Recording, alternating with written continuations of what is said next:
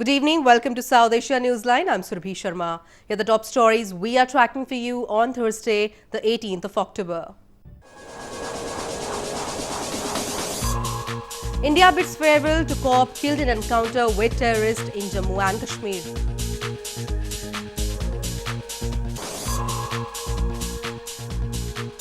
Future of ties will depend on Pakistan acting on terror, says top US official.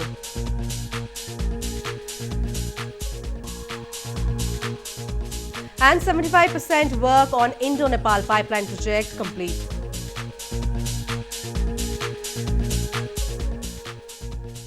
And now for all the details, a policeman killed in an encounter with terrorists in Srinagar city of India's northern Jammu and Kashmir province was laid to rest with full state honours on Thursday. 3 terrorists were also gunned down by security forces in the encounter which took place on Wednesday.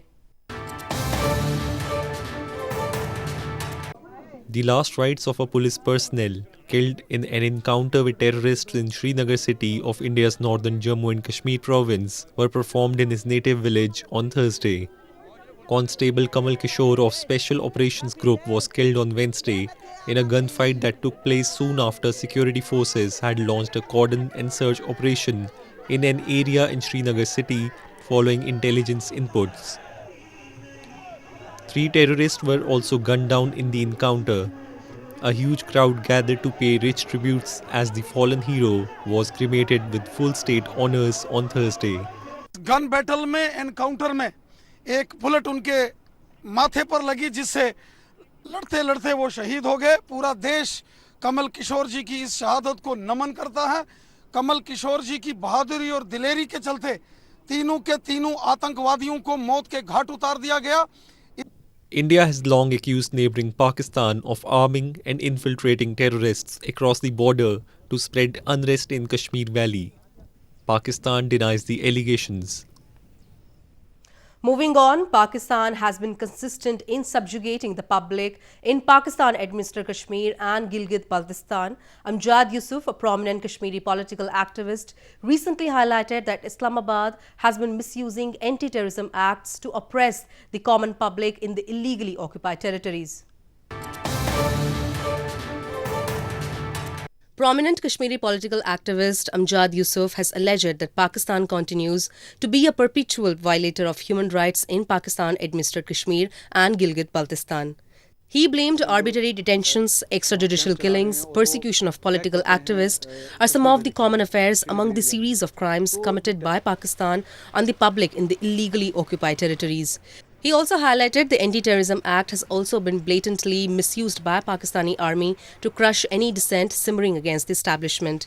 उस जो terrorist act है वो वहाँ के लिए political victimisation उससे हो रही है, ना कि वो किसी टेररिस्ट के खिलाफ इस्तेमाल है, क्योंकि टेररिस्ट के जो पैकेट्स हैं जो चीज़ें हैं वो सारी पाकिस्तान की आर्मी और उस आर्मी के इस्टेब्लिशमेंट ने अपने हाथ में रखी हुई हैं। उनको सब पता है कि कहाँ पे जो है वो दहशतगर्द बैठे हैं, कहाँ पे इन्होंने दहशतगर्दों को बना के रखा हुआ है ताकि वो उनसे दूसरे इलाकों में और दूसरी जगहों पे इंसर्जेंसीज करवाएं और वहाँ उनको इस्तेमाल करें। Owing to routine torture of political activists, the public in these illegally occupied territories live in fear. Pakistan, which illegally occupied these territories, on the other hand, continues to neglect much-needed infrastructure developments and basic amenities in the regions. Top US official Henry S. Ensure on Thursday said that the United States has still not seen decisive action by Pakistan against terrorists operating from its soil. He emphasized that the future of ties between the two countries depend on Pakistani leaders acting against terror. U.S. Deputy Assistant Secretary of State for South Asia, Henry S. Ensure, on Thursday said that the United States has still not seen decisive action by Pakistan against terrorists operating from its soil. While speaking at a symposium at Wilson Center, a leading American think tank, Ensure said U.S. expectations from Pakistan remain unchanged and the Trump administration will continue to press Pakistan to align itself with the South Asian strategy. He insisted that the future of ties was in the hands of Pakistani leaders. So we have seen some action from Pakistan. We have not seen the decisive steps from Pakistan that would demonstrate commitment to ensuring their territory cannot be used by the Taliban, the Haqqani network, and other groups that would sow violence and instability in the region. Relations between uneasy allies United States and Pakistan have frayed since United States President Donald Trump in January this year accused Islamabad of sheltering militants who stage attacks in Afghanistan. Following his statement, Washington also announced suspension of the military aid to Pakistan for its failure in tackling militancy in the region. Pakistan has maintained it has sacrificed a lot in the war against terrorism and is being used as a scapegoat by the US for its own failures.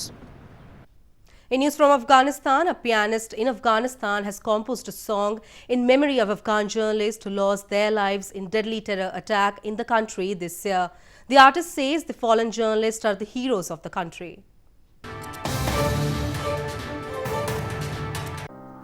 A student of Afghanistan's National Institute of Music has composed a song in memory of Afghan journalists who lost their lives in deadly incidents this year. Arsan Fahim, a pianist, is a student of 11th grade at the institute who has composed the 3-minute solo piano music in 6 months. The music was initially composed in April, but Fahim made many changes in the music after the deadly bombings in Kabul city, which took lives of journalists, athletes and students. خبرنگار کسی است که آزادی ما را حفظ میکنه و با خاطر آزادی کشور ما کار میکنه و با کشتن خبرنگار دشمنای افغانستان میخواد که آزادی ما را از پیش ما بگیره. هنگامی که آرسن این پارچه را می نواخت، تصویر زندگی این خبرنگاران و خاطراتشان با خانواده هایشان برایم زنده شدند. پس از پایان پارچه دریافتم که جوانان افغانستان چگونه می توانند یک رویداد ناراحت کننده و حتی خشونتبار را به یک کار هنری مبدل بسازند و از راه موسیقی با مردمشان. Fahim's inspiration to compose the music is the Pianist movie, which is about the life of a pianist during the World War II. He said the film encouraged him to join the Music Institute. According to Fahim, the fallen journalists are heroes of the country. Moving on to news from Nepal, the Nepal Oil Corporation recently said the work on a crucial petroleum pipeline between India and Nepal is complete by almost 75%.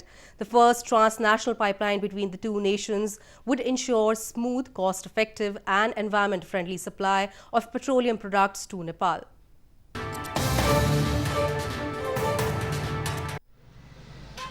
The Nepal Oil Corporation or NOC recently said the work on 43-mile-long petroleum pipeline from Motihari in India's eastern Bihar province to Amlekganj in Nepal has been completed by almost 75%.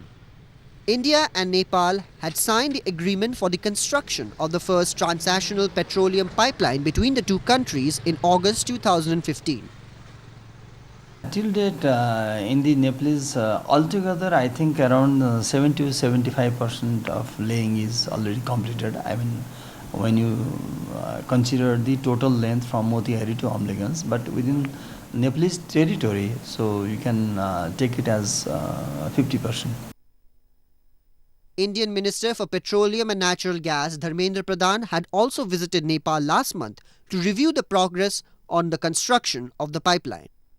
The pipeline will have the capacity of supplying 200,000 litres of fuel on an hourly basis with a fuel pumping facility situated in India's Motihari. After its completion, the pipeline would ensure a smooth, cost-effective, environment-friendly supply of petroleum products to the Himalayan nation. A tribal community in India's northeastern Manipur province marked the centenary of Anglo Kuki War on Wednesday. The war, fought between the year 1917 to 1919, was one of the biggest uprisings by the tribe against the colonial British rule in India.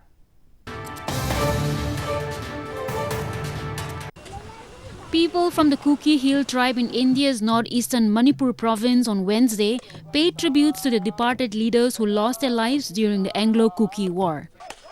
The Kuki people observed the centennial of the 1917 to 1919 war with the unveiling of memorial stones by the Minister of Health in Churachandpur district of the province.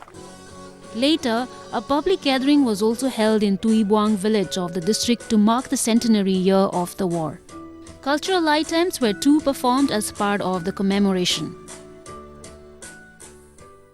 It's not only important for the Kuki community, but it is important for the whole state of Manipur and some part of other state, including Burma, because we are fighting the British force in protection of our ancestral land.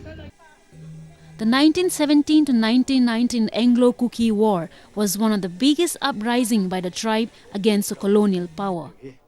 The British had demanded recruits to the Labour Corps, but Kuki chiefs refused to join and instead declared war on the colonizers in 1917. The conflict lasted for 2 years and claimed many lives.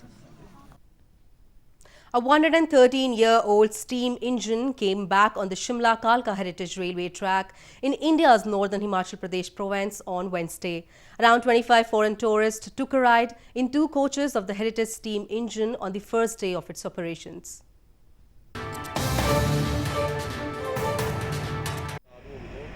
The wheels of the 113-year-old steam engine on Wednesday started rolling after 3 months on the Shimla Kalka heritage railway track in India's northern Himachal Pradesh province.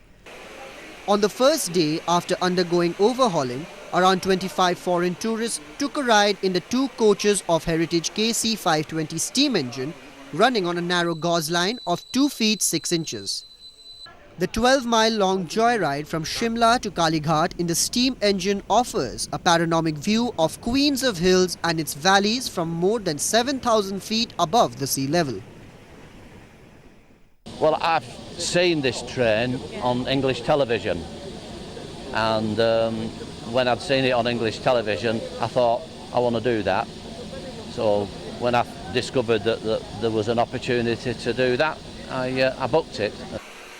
The KC 520 steam engine was built by the North British Locomotive Company and was commissioned in 1906 when India was under British rule.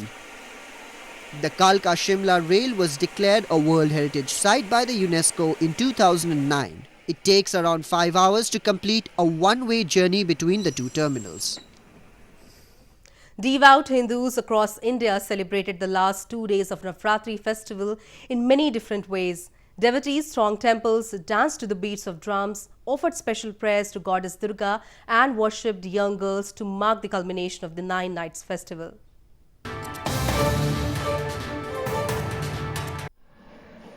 Celebrations and festivity have gripped India as devout Hindus across the country are celebrating the culmination of the 9 nights long festival Navratri.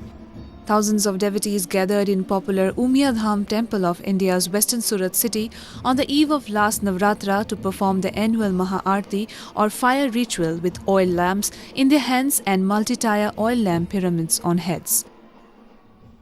हम इधर उमियाधाम में 25 साल से नवरात्रि मनाते हैं और 8वें के दिन महाआरती करते हैं। महाआरती में अंदाज 25 से 30 हजार लोग इकट्ठे तो उधर होते हैं और सबके हाथ में दिया रहता है और सभी लाइटें बंद होती है और सबके हाथ में दिया जलते हैं। पूरी आरती तक सबके हाथ में दिया रहते हैं, वो हाथ में सब लोग दिया के आरती उतारते हैं। On the last day of the festival, devotees offered prayers to Hindu goddess Durga amid chanting of religious hymns in India's western Kolkata city. People paid obeisance to the huge idol of goddess shown as riding a raging lion and holding weapons in her 10 hands. Navratri celebrates the victory of goddess Durga over the evil buffalo demon king Mahishasur. It is believed that during the festival, goddess Durga descends on earth to rid it of demons and bless her devotees with happiness and prosperity. Well, that's all we have for you from South Asia this evening. Now our viewers can watch the show on southasianewsline.com. You can also visit us on facebook.com/SAsiaNewsline and follow us on Twitter @SAsiaNewsline. That's all in tonight's edition. We will see you same time tomorrow. Good night.